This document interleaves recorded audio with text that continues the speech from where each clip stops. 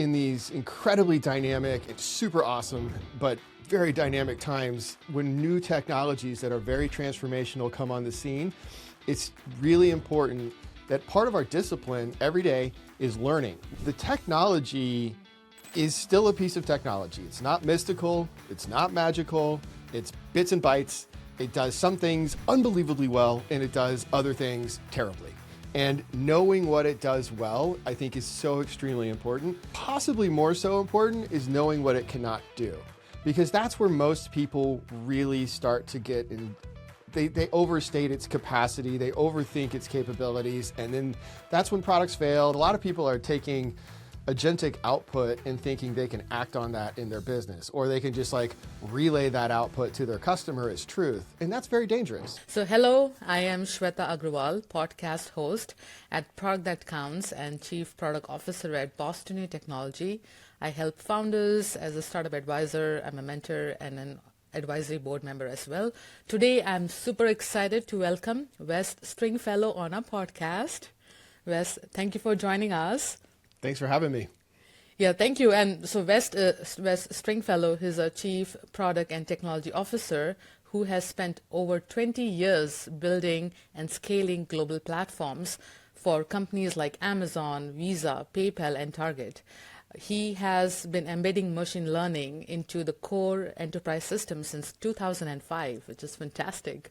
He brings a uniquely powerful perspective as both a founder, which is, would love to learn more, both as a founder and a Fortune 50 executives, having built his own startup that was acquired by Target, where he was, VP of Innovation and CEO of his acquired company. And he's also one of the architects of New Techstars Accelerator. So I'm super excited, Wes, to dive in because you have such a rich background and experience. Can you walk us through your journey since you have done so many things, being a founder, being on, working with so many different companies and scaling them, what your career path looked like and how it shaped you where you are today? Sure, yeah. Thanks so much for having me again, Shweta. I appreciate it. And my career, I think, I've been really lucky. I started in '97 working full-time in college, and I started at startups in Boulder, Colorado. I went to the University of Colorado at Boulder, and I mainly taught myself. The great thing about I actually think there's a lot of similarities between 1997 and the internet and today and AI. Like, the great thing about being in the internet in 1997 is no one knew what it was or what good or bad was or what to do. So like everyone was just figuring it out. And I think that's the biggest thing that I've learned in my career is just, get into an environment, learn what's going on, learn the actors, learn the dynamics, the culture, the technology, the opportunities, and then just learn how to get it done. And that's what I did. So from 97 to 2003, worked at a bunch of startups, mainly building websites, doing database administration, a lot of back office technology stuff. And, back then it required full-time people to keep databases online or to keep websites online. It wasn't like fire and forget today. And then in 2003, I was really fortunate. I got recruited by Amazon. I had this real kind of, between 97 and 04, I worked at a bunch of startups. A couple were related to books. And so I became expert on used book metadata, which is like a really weird and somewhat useless technology capability. But Amazon found that incredibly useful. And so I joined them. And that's where I went from being kind of scrappy, do whatever it takes to find work and do work, to being much more disciplined and became a product manager. I didn't even know what a product manager was when I joined Amazon, and really started to understand kind of the discipline of business. Amazon's great at that. They have excellent data, excellent processes. They're very rigorous, thoughtful, and thorough about how they plan. And so I just soaked all that up, learned as much as I could. I joined leading the North American media marketplace, and this was right after Marketplace had launched. And so everything was very new. And then because I had been, before I joined Amazon, I was one of their largest marketplace sellers for used books. I worked for a company called Alibris. And because I had been a seller on Amazon's platform and one of the larger sellers on the platform, I really deeply understood the pain points of the sellers. So very quickly tried to make some improvements to the technology, to the account management structure, to the data sharing. That had measurable impact in a very short amount of time. And Amazon's a great company in that if you are able to create an impact, they just find another opportunity for you to create more impact. And so I was asked to move to Europe and run the European fraud platform for Marketplace. Amazon was experiencing a lot of fraud at that time. So I went over to Europe, and that was the first time that I actually got to use machine learning in a production environment. We used machine learning to reduce the free cash flow loss of fraud in Europe. We had an incredible success. I mean, again, though, everything was early days, so the wins are always very, very amplified. But we were able to reduce free cash flow loss from fraud from several $1,000,000 a week to several $1,000s a week, so 99% reduction. And a lot of that was due to operational efficiencies and then machine learning ultimately. And then I launched Amazon's digital video platform, ran their marketing program. Then I was recruited by Visa, where I was the VP of Innovation in Europe. I built Visa's first D2C product and their PayPal competitor. Then I moved to Australia and did some work for a little private equity firm down there to pivot a company. And then through that pivot, ran into the CEO of PayPal Australia, joined PayPal, and ultimately moved back to San Jose with PayPal to lead innovation globally, where I launched Point of Sale, and then joined Chief Product Officer at Rosetta Stone, Chief Product Officer at Big Commerce, and then funded my own company, self-funded. That company was acquired by Target. And as you said, when I joined Target, I became VP of Innovation and built a Techstars accelerator.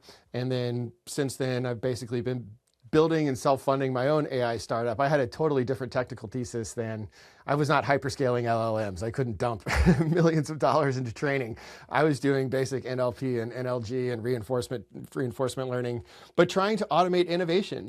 As I was going through my career, I kept getting into environments where I was able to build new products, new platforms, new businesses, and just saw a bunch of patterns across Fortune 50s or self-funded startups. And the idea really came to me when I was leading a Techstars accelerator, my own company, and Target's innovation.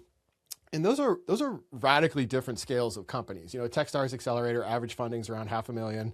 My company's funding was around 16 million, and then Target was 77 billion in retail sales. So big difference in capital.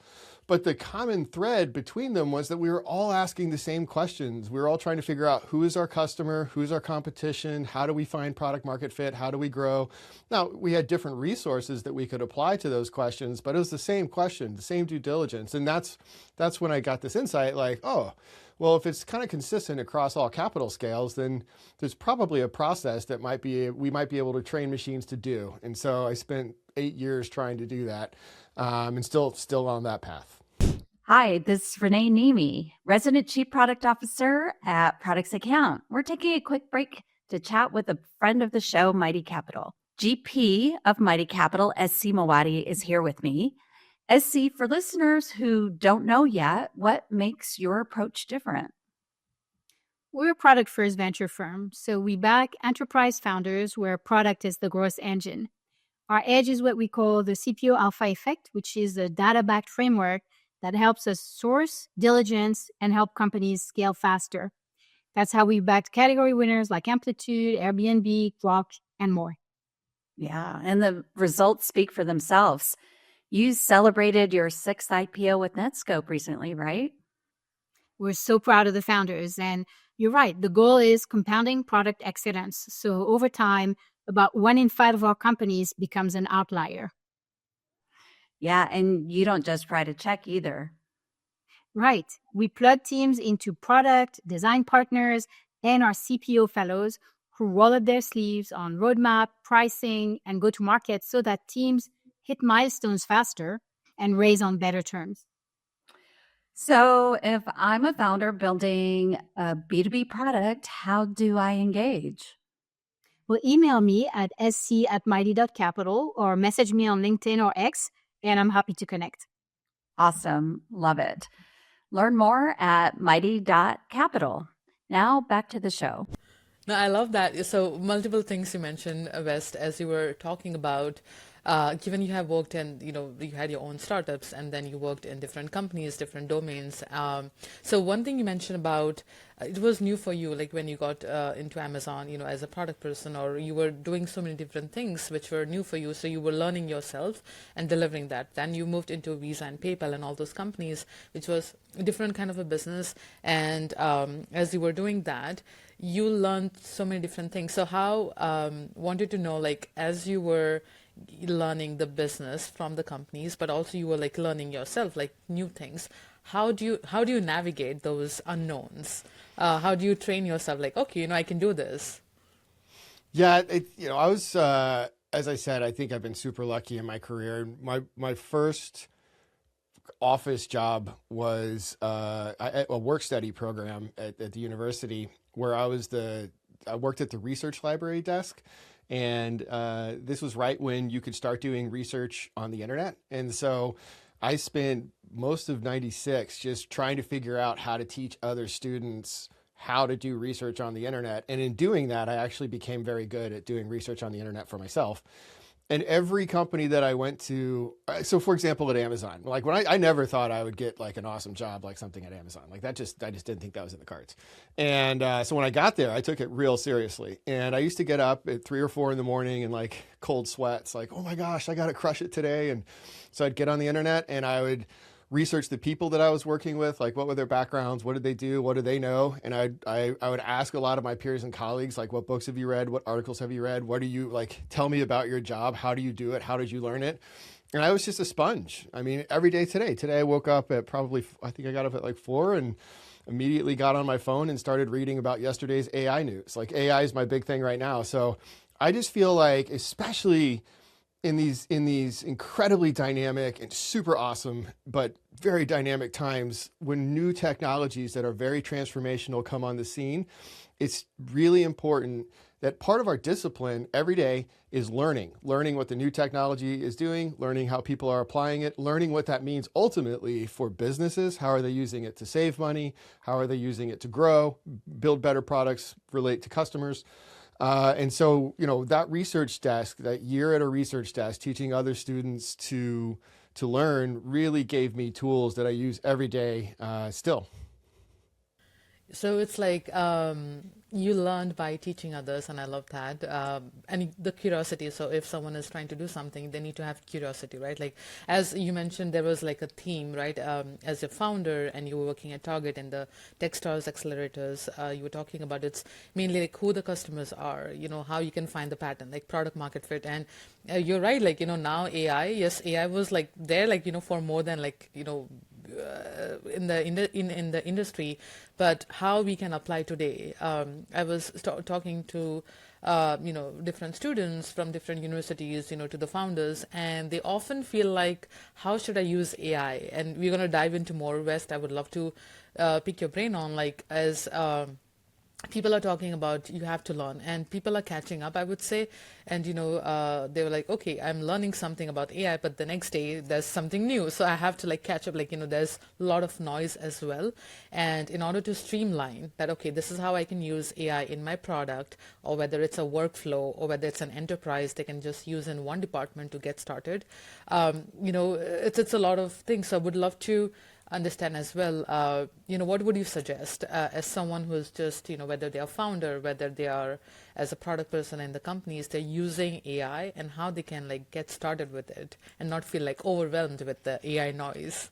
It's a great question, and I think everyone is asking themselves that question, including me, like every day. I've been studying my whole career, and I've been using machine learning and what we're now calling AI, every day since 2005. And I still every day wake up and I'm like, I don't even know what to focus on today. There's just so much noise. I think what I find really, really helpful and grounding is to ignore a lot of the hype cycle and really focus on first principles. And what do I mean by that? Because a lot of people say it. Like, what I mean by that is the technology is still a piece of technology. It's not mystical. It's not magical. It's bits and bytes. It does some things unbelievably well, and it does other things terribly. And knowing what it does well, I think, is so extremely important.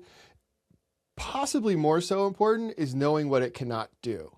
because that's where most people really start to get in. They overstate its capacity, they overthink its capabilities, and then that's when products fail, that's when they make bad investment decisions, that's when they pursue passive learning that are going to be fruitless. So for example, when GPT 3.5 launched, like I had read that paper, I'd read, when I was building my own startup, early days, I read every AI ML paper I could find. I did not give too much attention to the paper. All you need is attention, which I should have given more attention to that paper, but because I just didn't see that as being relevant until I saw the product. And when I saw GPT 3.5, I was like, oh wow, this really works. But to be honest, no one saw it.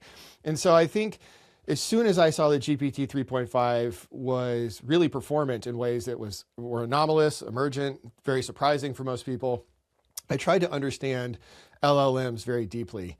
And in diving into them, you see that they're non-deterministic systems, that we really can't rely on them for 5 nines reliability in terms of, is this giving us a fact? Is this giving us something that's actionable?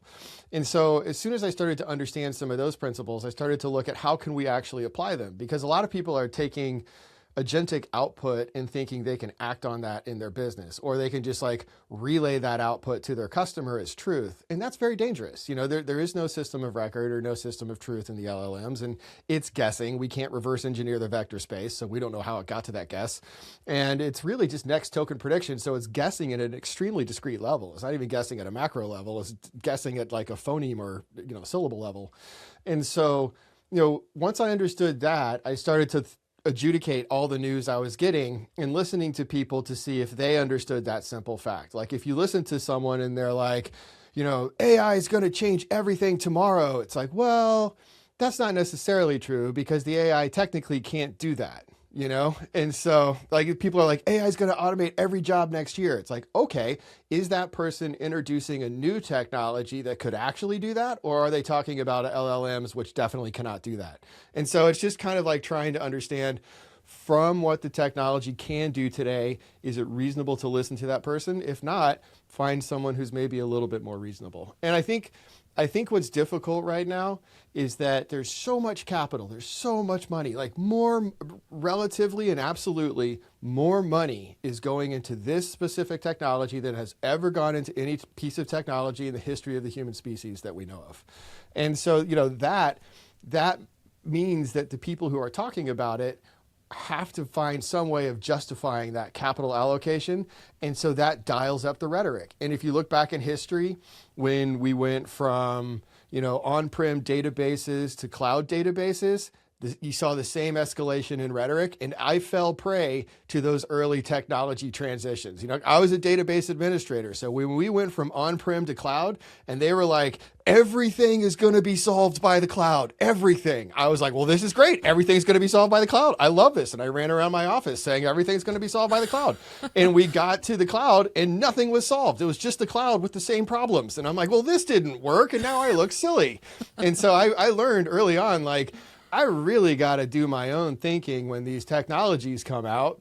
The same again with mobile. When we went from web, and I don't know if you remember, but we used to have to code like web and mobile web. We wouldn't just have one piece of code. I remember. Yeah. Right? And then it went to apps. And when apps came out, they're like, all right, internet's over. It's apps. It's apps forever. Turn off your website. And in that transition, I was like, I don't know. I'm going to kind of lean back on this. I'm going to see how this scales. Web is still critical. Web is still enormously critical. And so I think that there's still this belief that technology is overnight transformational. People forget that it needs a maturing cycle. It needs an adoption and integration cycle before real transformation and innovation occur. And we're very, very early on this cycle. So I just try to listen. I try to find the people who are just passionate, who are factual, who use the actual capabilities of the technology to reason with themselves and then share perspectives from that foundation. I try to listen to the folks who have, like, all the CEOs and all the investors who are saying AI is going to change everything in 26, 27. They have a huge incentive to do that. It's really important to look at that incentive and then filter everything they're saying through that incentive and ask, are they trying to raise more capital by this sentence, or are they trying to educate me by this sentence? They might be actually trying to raise more capital and I'm taking it as education. And I think a lot of people do that. They confuse marketing with knowledge. And crypto is a great example of that, right? Like everyone who's hyped about crypto thought crypto would change the world. It hasn't done that yet, you know. Yeah, West, as you were talking, so in one of my companies previously, we did this. I was leading digital transformations, and the goal was like everything on premise, move it to cloud, right? It was a big project, 2 years or something. We did that, like all over North America, everywhere globally, we were like transitioning that. And as you mentioned, there was like cloud transformations, there was like from mobile and app. I think now as well, like as you were talking about, it's kind of FOMO, or people don't want to be left behind, and there's so much hype and people cannot like what should I know and what should I not, because you're right, there are investors who are like, okay, do you have AI in your product?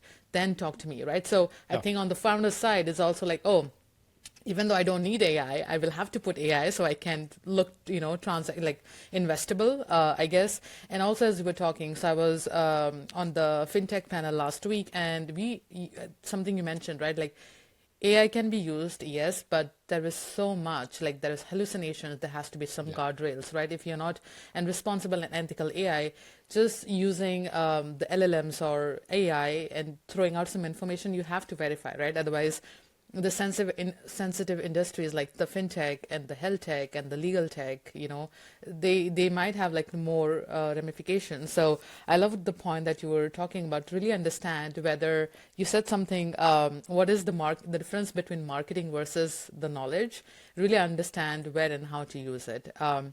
With that being said, I would love to, as you were talking, West, you have been a builder, inside giant companies and also a founder. Which environment is harder and why?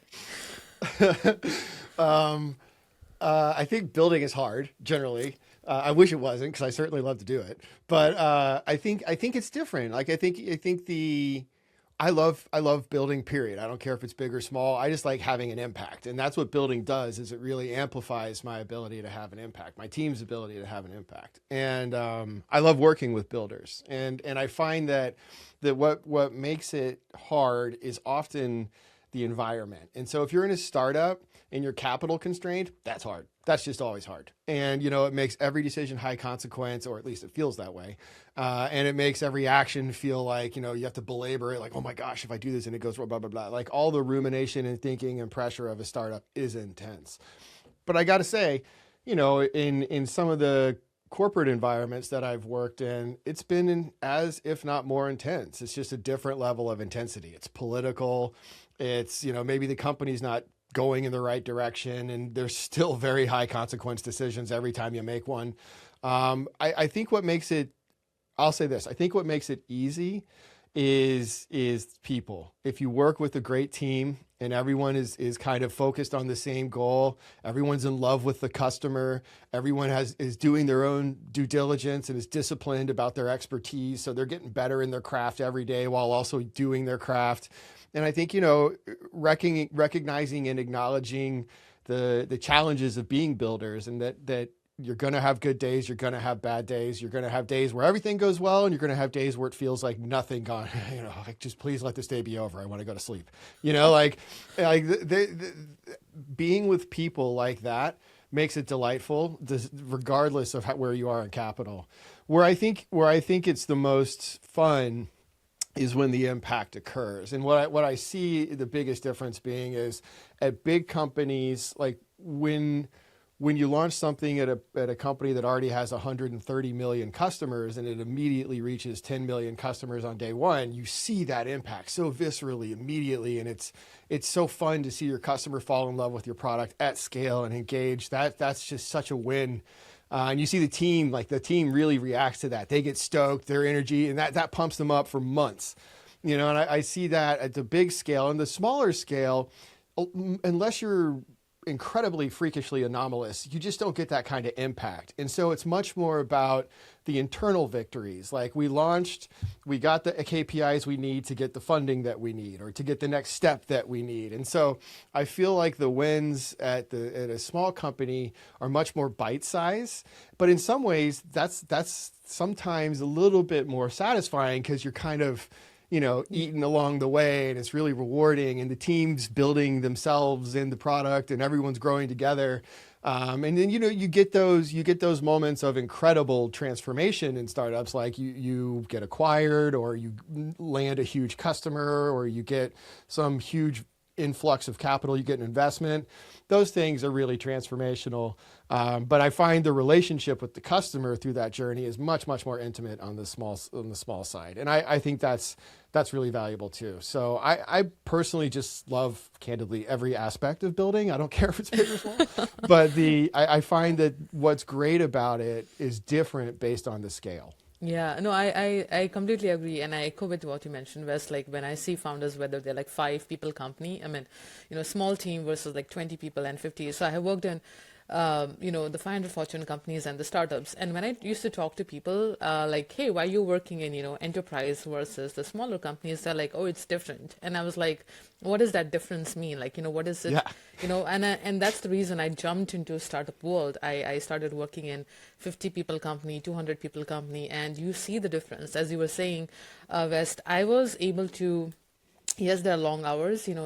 Sometimes there's lots of pressure because you're dealing with so many things at the same time, and that's how scrappy the startups are. But I see the impact. Like when we launch something, the customers, we have that direct impact. I'm like, okay, wow, the engineers can see it, the product people can see it, the whole team can see it, and they feel like, oh, the work that I'm doing, I can see how it's adding the value. Versus in the bigger companies, there are, like, I think nowadays companies have that. In the bigger enterprises, they have the small, scrappy startups, but they don't have that bootstrapping as we're talking about. The bigger enterprises, they don't have to worry about, you need capital, take it and move forward. But startup world, the builders, they really have to think about, this is what I have, how do I make sure my startup is scaling, or I'm getting that first customer, or I'm getting that investment, right? So I love that it's more fun and more impactful as well. And Wes, like looks like you have a habit of being at the right place at the right time, or perhaps you just see the why before everyone else does. You propose a historical pricing service that became one of the first billable AWS service. Can you tell us more about that? Yeah, that was, again, this. I feel like most of my career has been luck. Let me just say that, right? Like, I think. No, you have skills. I can see that, Wes. I think you need to have that, curiosity. I can see that you were a person, you wake up at 4, you are like, I want to find out. And, you are doing the research, and you need that grit, right? The determination. But yeah, tell us more. So I, like I said, I worked at a startup called Alibris, and we were integrated with Amazon. They were one of our largest distributors, but also I had integrated with Barnes & Noble, Borders, eBay, Half, Books A Million, all the, literally 37 different bookstores globally. And Amazon was late to the party with used books. And so by the time I integrated with Amazon, I had a pretty strong perspective of what would work and wouldn't work. And we had about 40 million used books and about 4 million or 3.5 million new books. And so when we integrated with Amazon, we immediately became the largest user of Amazon's marketplace APIs. And I remember talking to the team there who designed those APIs. Actually, Andy Jassy was on that team. It was crazy. I was talking to him, and he's CEO now. That's wild. But the feedback that I gave them wasn't positive. I was like, I don't think this is going to work. And it didn't. Ultimately, it didn't. And then they called me and were like, hey, so what would you do? And I went up to explain what I would do. And I had to have that same conversation like 5 times. I literally met with like Greg Greeley and Andy Jassy and all these people. And they were like, what would you do? And I kept saying the same thing. And then I called my boss. I'm like, dude, I don't think these people get it. Like, they keep asking the same question. And my boss was like, dude, you idiot, they're interviewing you. And I was like, oh, really? And he's like, yes, they want to hire you. And I'm like, oh shit, I didn't know that. And so, when I got there, they had this kind of natural curiosity where they were like, what would you do differently? Like, you saw this, you can help us fix it. What would you do differently? And I said, well, one of my blind spots on Amazon is demand. I can talk to, I can call at the time, I could call Books A Million, I could call Borders, and I could say, we've got 40 million books. You don't need all of them. Let's talk about which are the most impactful for you this month. And then I would curate that inventory down. And then I would say, give me some pricing ranges, give me some categories, give me some things that I should be thinking about so that I can make the inventory on your site better. Amazon didn't do that at the time. And so through those initial onboarding conversations, I was like, if I had this data or that data, pricing data, demand data, all this kind of stuff, I could have managed my inventory so much more efficiently. I wouldn't have needed to throw 40 million books up there. I'd throw 2 million books up there and they'd have a higher velocity, a greater sell-through rate. It's much more efficient. And so they were like, that's interesting. And they introduced me to this guy, Jeff Barr, who's still the AWS evangelist. And I met with Jeff and he just did like a customer intake interview and I explained how I'd want to consume it. And we did some back and forth several times. And then they were like, we're doing this new thing where we're thinking about selling data via an API. And I was like, what? I don't even know what you're talking about, man. Like, what is this? And because web services were not a thing in 2005. And so that ended up being the historical pricing API, which was one of the first, if I remember correctly, it was the first billable web service on AWS. It was the first time Amazon charged for data. They had web services, but they weren't billable. And so anyway, that was pretty exciting. But it set what I really appreciated about Amazon and what I learned through that process, because I was new to product management, new to Amazon. Those were some of my first conversations. The way they interviewed me was so rigorous and structured. And it wasn't like, hey, okay, we got the interview, bye. They listened, they came back and they're like, did you mean this? And what about this? And how'd you do this? And then they came back and what did you do this? And da, da, da. And it just, ultimately I was like, do you want help? And they're like, yeah. Come over here and do this. And so like, I just went and worked with the team for like a couple weeks. And then we had an idea. And I thought, dude, this is the coolest place I've ever been. Like they listened to me. They liked the idea. Now we're working together. Now we're building it. Now it's alive, and that I had never been in an environment that was that dynamic and that fluid. And it really informed how I approached everything for the rest of Amazon. I was like, holy cow, if you can do that here, I'm just going to do that all the time. And so that's, like, for example, I launched this product called Amazon Unbox, which was the first version of video, first version of Prime Video. And I was at the time I was running the fraud program in Europe. I had a big win, went to India, built their first office there, which is now one of their largest facilities.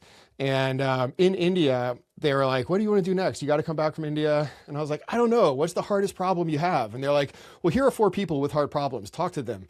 And so I went and talked to them and just interviewed them. And, it really informed the rest of my career. So for example, when Target acquired my company, I set up meetings with most of the executives at the top 2 levels, and there was like 50 of them. Got declined by most of them, but the few people who would meet with me, I just interviewed the heck out of, learned a lot about the business, came up with some proposals, and they're like, these are great proposals, and iterated with them, and some of those proposals landed, and then ultimately through that iteration, learned the how to build a strategy for Target, and that's what got me promoted from the entrepreneur in residence to VP of innovation. So that first iteration with Amazon, being interviewed so intently, being forced to kind of partner and then ultimately collaborating really well, I thought, dude, this is how business should be done, and it's really informed everything I've done since. And it makes sense, like, as interviewing, right, you felt engaging, right? They were giving you a chance to like showcase like, hey, this is my idea. And also it was not just like, okay, we heard your ideas, but they were taking in and coming back to it. So you felt like, okay, they value what I'm thinking, what I'm like proposing. And, it felt also something, and you have pioneered so many things, West, at Amazon and, at different places. I feel like, when companies empower people, or you feel empowered, you can bring your creativity, your innovative side out of it, right? That's when you feel like, okay, let me just, share my ideas, brainstorm and see what it comes out of it, right? And, if people have, any hard problems, the West is the guy. Well, that definitely became my MO. Like, throw it at him. And no, exactly, because you have that magic power, I think, Wes. You are able to solve, you have done so many things, not only just at Amazon, but at Target and, your own startups and, at Visa and PayPal, like that. So with that being said, like moving from pure digital, right, to the physical world. You led the PayPal and Home Depot integrations, 7 million points of sale at launch. Yeah. That's terrifying amount of Yeah. surface area for things to go wrong. Yep. So how did you handle that? Like, what was your mindset, as a product person, and, like identifying the product market fit? So tell us more about on that side. Yeah, that was a intense project. First off, PayPal was at such an awesome point. Like they were so dynamic. Scott Thompson was the CEO. They were having the conversations to spin out of eBay and go public. And the way I got involved in that, I was the head of product and technology for Australia, and I had joined to build a innovation center for Asia Pac in Australia and Singapore. And a couple weeks after I joined, we got sued by the Australian government for allegedly doing some things that we definitely didn't do. But because I was the head of product, the Australian government's like, you're the person that's doing this. I'm like, I just got here. And it's called an enforceable undertaking, which is where the government basically invites you to invite them into the building and audit everything you do. And so I was doing that, and it became a very big deal for PayPal. And I ended up having to talk a lot with the CEO through that process, and talk a lot with the executives through that process. Through that, I saw that they were trying to build a point of sale solution, and I was living in a hotel. Every other weekend, I would fly between Australia and San Francisco to try and make this enforceable undertaking to manage that. And I was in the hotel one of those weekends, and I was like, I'm just going to sit down and geek out and like look at PayPal's architecture, think about the ISO 8583 protocol, think about how we could use that to create a solution. And I just drafted up what I thought was a potential solution, shared it with the chief product officer, Sam Schrager at the time, and he shared that with Scott Thompson, and it was Easter weekend, and we met on Easter weekend and talked about the architecture, and then Monday went into the office and started pivoting lots and lots of people ended up being well over 1,000 people onto this project to push hard so that we can expand PayPal's TAM into the point of sale, getting the physical aspect of the TAM for the IPO. And so the thing that made that project possible was the team. I mean, PayPal had an incredible team, but we were able, because PayPal, they're super hot at the time, we were able to reach out into the world and hire some of the world's best experts on different really, really specific technology. There's this one person that I want to name, but I don't want to name him without the permission. But like we for example were able to find like the world's best expert on ISO 8583 protocol. We got them out of this company and got them into ours, and it was an awesome journey to get them there. And as soon as they got there, they were able to unlock our capability to get stuff done. Or for example, we had to actually help Home Depot update the firmware for all their Ingenico terminals, and which is a very difficult process to do. And so we ended up having to, we kept nuking the terminals. So if you ever try to update firmware on a terminal and you get it wrong, the terminal turns into a brick. You literally just throw it away. So we had gone through hundreds of them. We ended up flying Ingenico in from France and sitting with them for months and figuring it out. And ultimately, what I created was a bunch of little Tiger Team pods, literally isolated from the rest of the company with no other responsibility, focused purely on launching this project. And through that, kind of picking like ISO 8583, solving that, picking terminals, solving that, and then running down a huge list of things that just need to be solved and putting really talented people in charge. And then my job became making sure they had every possible thing they needed to be successful. So any time of day, anything they needed, they'd call me, I'd get it. And then also my job became kind of coordinating, making sure that it was all weaving together, and then making difficult trade-off decisions if we had to. So, all credit to the team. We were able to get some of the world's best people, and we were given permission, we were given time and resources, and we got it done. That's amazing. Wes, you mentioned because you have to have a great team.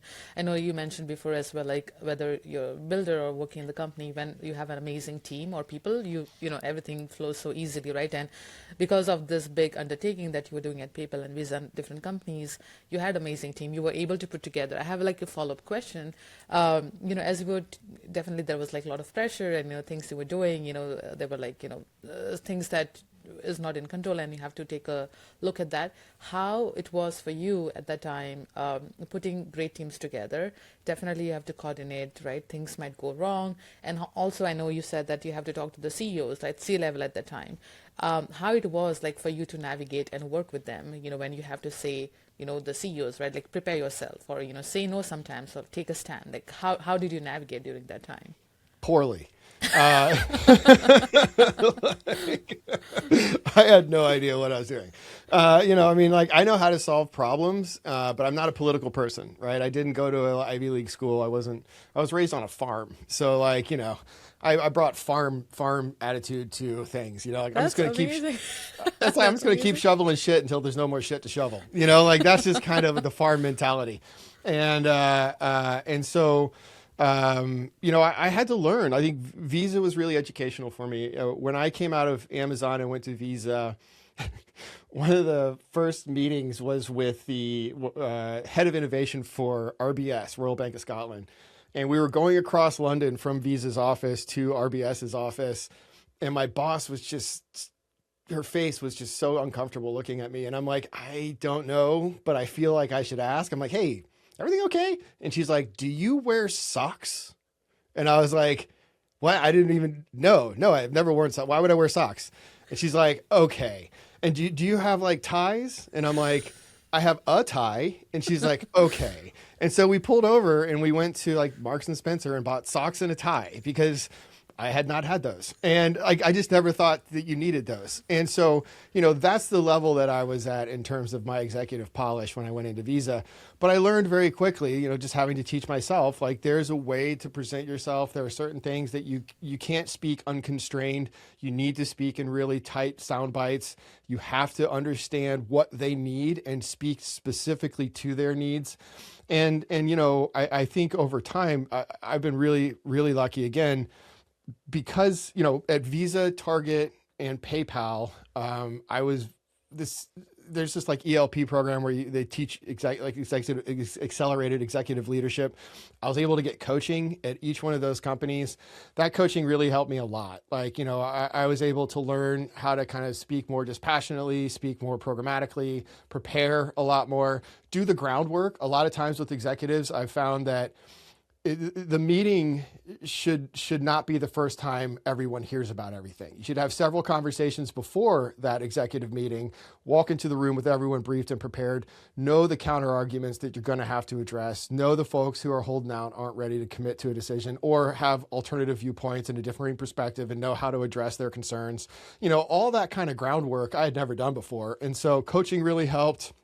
I got my own mentors, which really helped. And then books. I read, thankfully Harvard and Stanford published their management courses. So you can't, at the time you couldn't take the courses, but you could see the books that the teacher prescribed for the courses, and you could see lecture topics. And so I just kind of figured it out from there. I'd buy the books and look at some of the lecture topics and just try to figure out all right. That's why I keep all my books. Even though AI exists, I keep all these books because that stuff keeps me sane.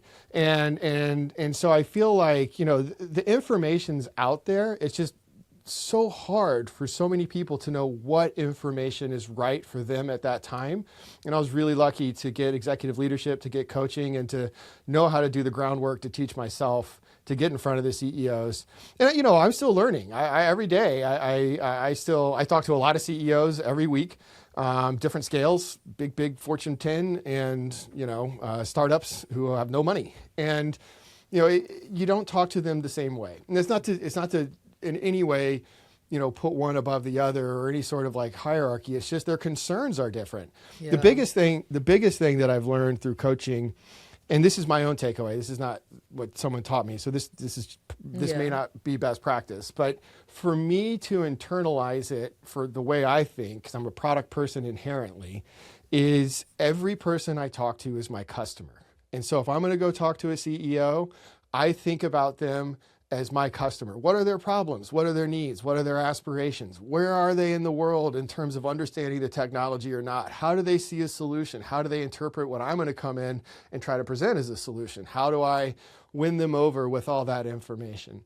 And focusing on the folks that I talk to in business as customers has really helped me get into the right mindset and the right attitude and personality to kind of mirror where they're at and get them to where we need to be in order to make the progress that we need to as a company. I love that, every person is a customer and thinking like, what the needs are and changing that mindset, Wes, because it's where like people, they think like, and I love where you mentioned you work with so many different kinds of like leaders, whether they're like founders or, early stage or they're like enterprise, Fortune 10, everyone has like different set of problems. And when you talk to them, you understand how and, what you can help with. And I love, you mentioned, I do love physical books. And it's very important. The reason I was asking is, there are many product people, right? Or, the founders or the builders, they have to go and talk to the C-level, the upper ups. And, they're like, how do I build that confidence? I know I have, if it's a builder, they know I have amazing idea. I know I have lots of potential, but I don't know how to go and talk to the VCs or the C-levels or, I'm a product person, how do I even communicate? Like, this is the idea. This is what we should be doing to bring the more revenue or the customers, So those are the things as you are in the product world or, in the builder mindset, how you have to be able to present yourself and, coach yourself or, take some, and this is amazing example because, Wes, you don't have to come from Ivy League, right? You taught yourself, like you did things by yourself, so you can learn yourself. If you have that curiosity, if you have that passion, nothing is impossible, and you're a great example of that. And as we're talking about the product, Wes, I would love to know. I know in our previous conversation you have said something. The product is the connective tissue of the company. In the AI era, as we're talking about the AI, what gets easier for the product managers, product leaders, and what gets more dangerous? That's a great question. I think what I have found gets easier is it's easier to understand my customer. Now, if I'm going to talk to, let's say, a CEO, because we were just talking about them, I'll get on Claude and Gemini and ask, tell me everything you can find about this person. And I can get it to write a summary of what it thinks is important. But I don't listen to that summary. Oftentimes it misses the insights that I find just by reading about the person individually. And I'm able to create in my mind a persona of this person and, their wants, their needs, their desires, where they're at, where they want to go. And that helps me, and I can do that in an hour. That used to take me days to a week to really get prepped for a critical meeting, especially with investors. Most investors have blogs, they're on YouTubes, they're sharing their tweets or X's, and I just scrape all that, dump it in, analyze it. I might have a thesis that I would like to discuss with them. Same with CEOs. I might have an offer or an initiative, or we're just talking about something that's relevant to them, but I need to figure out how to help them see the world the way I see it. I use the AI to banter. I'll literally be like, pretend you're this person, let's talk. And I will practice and I'll figure out where I'm selling it right, where I'm underselling it, points I'm potentially leaning into strong, how I could pivot. And I also found it extremely effective to help me mirror their language. All of business, in my opinion, is communication. If you communicate correctly, most things are easy. And I find that AI, large language models, that's what they are, right? They are a large model of language. That's it, at hyperscale. And like we're calling it AI because of its emergent behaviors, but that's really all it is. And so it's a very effective tool to understand the language that the executives are using, to understand how they're thinking, and to use that as a tool to synthesize my message into their words. So I can say what I need to say in their words so that they understand exactly what I'm saying, which is the point. That way I can say it once, they understand it, and we move on to the next point, as opposed to belaboring the point where I have to go, did you get it? All right, let me say it again. Let me try it another time. Here's a slide. Do you want a graphic? So I find that to be really helpful. I think where I see a lot of product managers, the risk side of this is that, and I don't mean this as a judgmental statement. Like, I'm a builder, so I get it. As soon as I could see that I could build stuff, I'm like, oh, I'm going to go build it, but I think the reality of AI is that it doesn't change business fundamentals. The fundamentals are still true, and perhaps even more so, because those who know how to use AI are going to grow very responsibly. They're going to cut costs, they're going to grow revenue, and they're going to do that in a very efficient and effective way. And so to be efficient and effective, you need to understand the data, you need to understand the actual customer need, and you need to understand the capabilities of the technology. All that due diligence should be done before a new feature, before a new prototype, before any of that is built. You know, I see a lot of people out there building new features or new platforms or new whatever, and that's great. Like, I don't want to stop anyone from building. Like, that's the whole point. Everyone should build. It's super fun. And we should do the due diligence before we build to make sure that TAM's there. It's a large and growing market. You can get to the customer. You can acquire them over time. You have a competitive moat. You can get the capital, all the things that you need to have to actually build a business. I think one of the things I've noticed, do you remember that article that Ben Horowitz wrote? I think it was like 2007 he wrote it, Good Product Manager, Bad Product Manager. I do. Yeah. Yeah. So in that article, he talks about, I think that's where he kind of introduced the concept of the product manager being the CEO of the product. Like, having talked and worked directly with a lot of CEOs, you know, I never was confused as to whether or not I was the CEO. So I was like, I'm definitely not the CEO, right?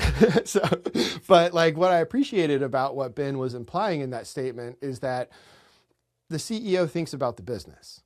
And I feel like in the last 15 years, it's become less part of the product discipline to really think about the P&L, to really think about the costs, and in the cost specifically of growing. What does it cost to acquire a new customer? How do we do that over time? How can we diversify that? That requires strategy. That requires actually cross-functionally coordinating with marketing and with sales and with all the different revenue generating aspects of the business. It also requires dealing with customer service, ops, all the kind of expense side of the business. Because if you launch a new product correctly, sales and marketing's job gets easier and customer service operations job gets easier. Incorrectly, everyone has to spend more money. It's a worse outcome. And so I think with AI, you know, the free time that we get by having our PRDs, our requirements, our test cases, our whatever created very, very quickly by AI should be spent fortifying relationships with sales, with marketing, with ops, with legal, with risk, with finance, with everyone internally. You know, product is one of the unique disciplines, which is why I love it. It's one of the unique disciplines where we get to actually run across the business and talk to like everyone. And I have found that by doing that, my idea, my conception that I'm trying to work on, the thing I want to build, the thing I want to bring to life, the thing I want the customer to fall in love with, that gets so much more refined when I look at all my internal stakeholders as customers too. And I think about, how do I make this a net win so that the whole company is stoked? And like that is much easier to do nowadays. And I see a lot of product managers taking AI and thinking, all right, now my job is the same, I'll just do more of it. And I feel like that might be missing two things. One is the customer only has so much capacity for newness. And if you look at most platforms, they're pretty static. It's incremental improvements that drive measurable gains.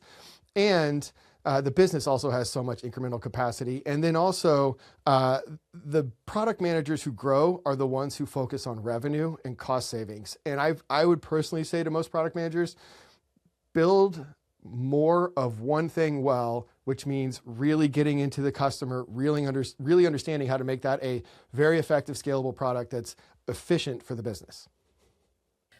As you were talking, West, I have seen that problem as well. So, for example, when I talk to founders, they are definitely going behind AI, but also most of the products nowadays look the same. They don't take that time to like really think like, okay, how can I really solve this problem for the customer? Thinking from the perspective of the customers. Communication, yes, and that's why there are builders, for example, as we're talking about, there are builders who are like tech founders, right? And they're like, how do I even communicate? And you have to learn that skill, right? I was talking to one of the founders, and they're like pretty new, early stage, and they were like, oh, I'm gonna and bootstrapping, and they were like, I'm gonna spend 3-4K, for example, in marketing. I'm like, okay, So have you done your POC? You have done validation. They're like, no, I have not done that, but I want to do that. So the customer acquisition cost, like how, there's so many different things, right? You have to strategize, as you were saying, what is the right strategy before you put your money in, you want your customers in, and using the AI, whether you are a product leader in the company, really understanding like how can I solve the customer problems, how can I differentiate myself. And with that being said, and one more point, then I'll move to the other question that I have. As you were talking, I have also seen whether it's product leaders or the builders, they are not, at the moment they are working on 5 to 10 features, not just one. And they're like, I see my competitors are building this, I want to do everything and I just want to ship everything. And I'm like, no, you're not competing with the competitors at the market. If they love your product, what you're building, even if it's one or two, they'll buy. And I always tell them this Sean Ellis principle, like, if the next day you shut down your app, you shut down your startup, if 40% of the people, they're like, oh, why did you do that? It became the part of their life. That means that, yes, people love your product. But if no one is, like coming back to you, that means no one wants that. And many times, founders have to be able to pivot. But yeah, that's why I was like, as you were saying, like, yeah, they have to think about not just using AI, but how to really make an impact. And as you were talking, West, about the responsible, as we're talking about the AI and the product, I like to, and you said, the product people grow, or the product leaders grow when they focus on the revenue and the cost saving.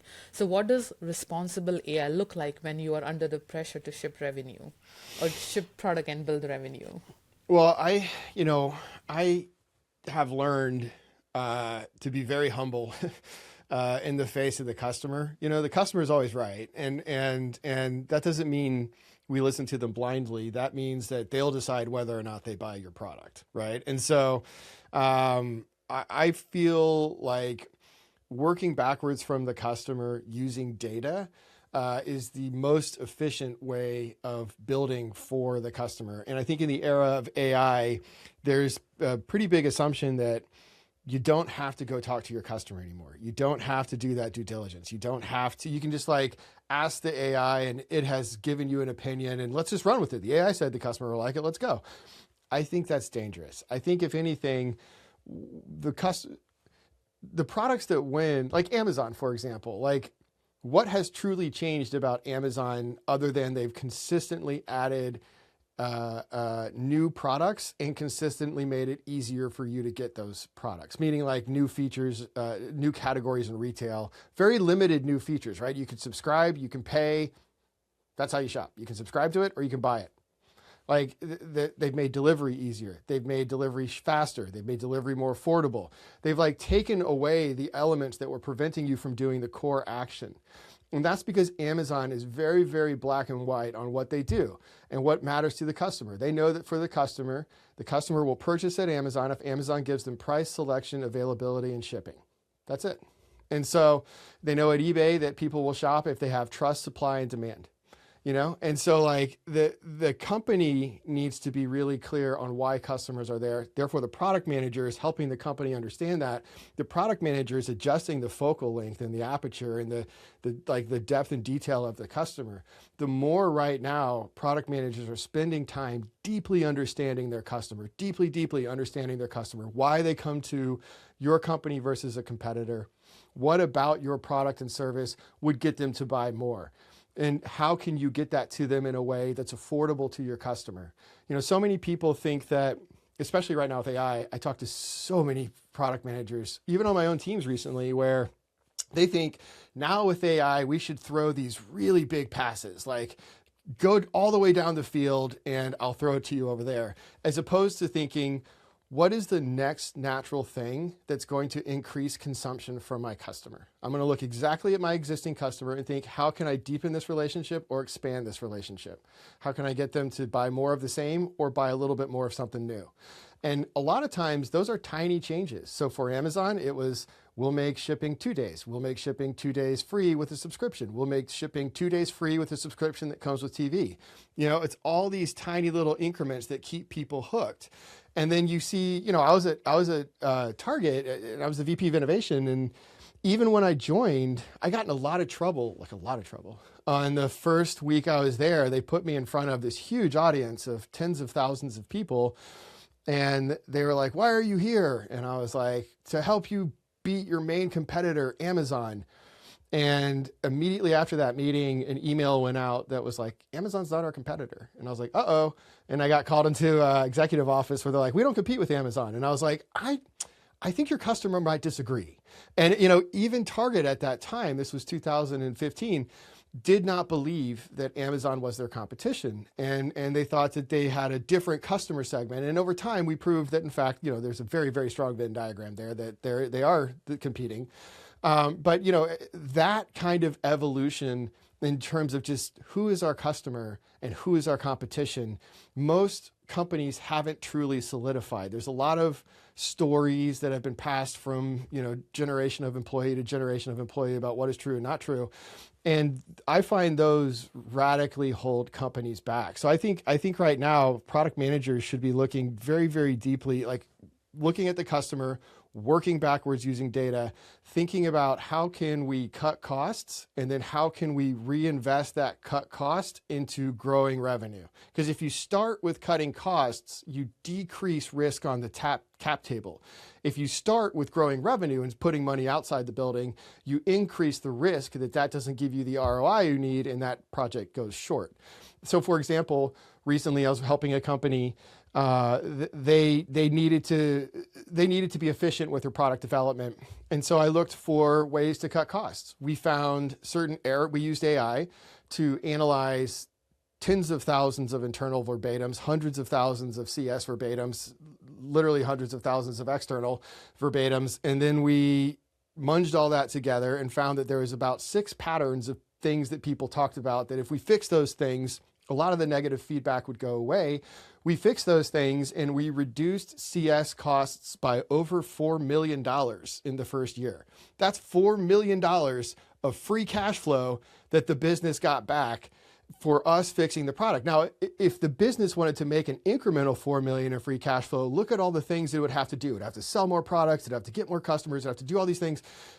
Or we could just fix the problem and now we have $4 million. Now let's take that $4 million and let's invest that. There we have something to maybe take a little bit, not super risk, but a little bit of a risk. Let's put that in growth. And I think for a lot of product managers, that might be a new motion. That might be a new motion to look at the business and think, how can I make my product more efficient? And then so that it leaves a little money on the table, then how can I take that little bit of money and get a little bit of proof and repeat that cycle? That's a very capital efficient way of innovating. And that's how Amazon innovates. They strip out the costs and they redeploy that savings into building new features and functionality for the customer that gets them to buy that next natural thing, not moonshot, next natural. No, that's great, because whether someone, and this is, I think, applicable as you were talking, West, whether they're builders, like if they get a little bit of revenue, they can invest it and, scale more or bring more revenue, versus like the product leaders, they can, as you gave example of Amazon. I also loved what you mentioned about thinking of like what exactly make an impact, right? I think the evolution and like who your customers are and who your competitors are. The product leaders have to be strategic, right? Thinking of like 360 view, where can I make, the revenue or the customers or the product and the features and all those things. And as we're right on time, so maybe we'll take one more question before we wrap up. West would love to, understand if you have any advice for aspiring product managers as well as for product leaders, as we are talking about the AI market, right, and how they should be making decisions. What are some tangible things they should be doing, let's say, next 90 days, right? Whether they want to grow the company or whether they want to launch something, whether if there are any AI trends they should look out for, they should read something you have, that you want to share with. Oh my gosh, I could spend another 2 hours just on this, but I think the most important thing that if I could leave for folks wanting to learn AI, learn AI. And AI is not LLMs. AI is a very rich discipline of capabilities. Sometimes in the past, it's been called machine learning or neural nets or reinforcement learning or natural language processing or blah, blah, blah. There's like So many wonderful capabilities out in the world. And right now, we're very focused on hyperscale LLMs, which is great. They're an incredible tool, but I think it's overstating their potential and the reality of them to think of that as AI in its totality and give up. I think it's much more important to really understand the broad spectrum of machine learning capabilities, which are nested in AI, and think about how can we apply those today? Because for those wanting to be a product leader, I think if you look at the precursors of good product organizations, and it's the precursors of all organizations, you have to have the right culture, so continuous learning, database decisions, customer obsession. You have to have excellent data, so you need to understand your product, your customer, and your competition at a data level, meaning your systems can tell you what they are quantifiably, not qualifiably.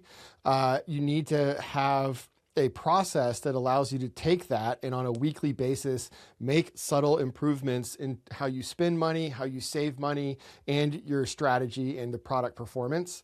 And ultimately, all of that needs to be packaged in a way very consistently that sells what you're doing to your leadership and ultimately to their investors, right? Your leadership has customers too. They're called investors.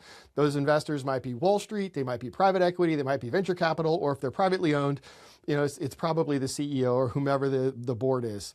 And so, looking as a product leader at that landscape, it's about making sure my team has the right cultural capabilities, the organization has the right data capabilities, our processes are robust so that we're reacting in real time to what's going on, and I'm reporting all of that consistently to my leadership in a way that allows them to communicate that to their leadership. That's how product leaders scale, and anyone wanting to become a product leader is going to have to do that, and eventually might as well start doing it now. Those are amazing feedbacks and insights, Wes, as you were talking about, yes, as a aspiring product leader or your product leaders, you have to think in those terms. As you were talking about, things come to my mind all over the conversations. I learned so much from you, West. Whether, customers, your main person, you have to think about customers always right and how you can make things for them, how you can launch the product and how you can retain and sustain them. Because I have seen in the past, whether they're builders, they think like, oh, I want to tap into all different kinds of target audiences, all different use cases, but they forget who is the real customer. As we were talking about, you have to find your people. If you're working with the right people, right team, you can make waves, right? You can grow fast. Thank you, West, for joining us today. I learned Thank so you. much. Changing the mindset, identifying what is noise and, what is knowledge, coach yourself so that you can talk to the leadership teams and so much more.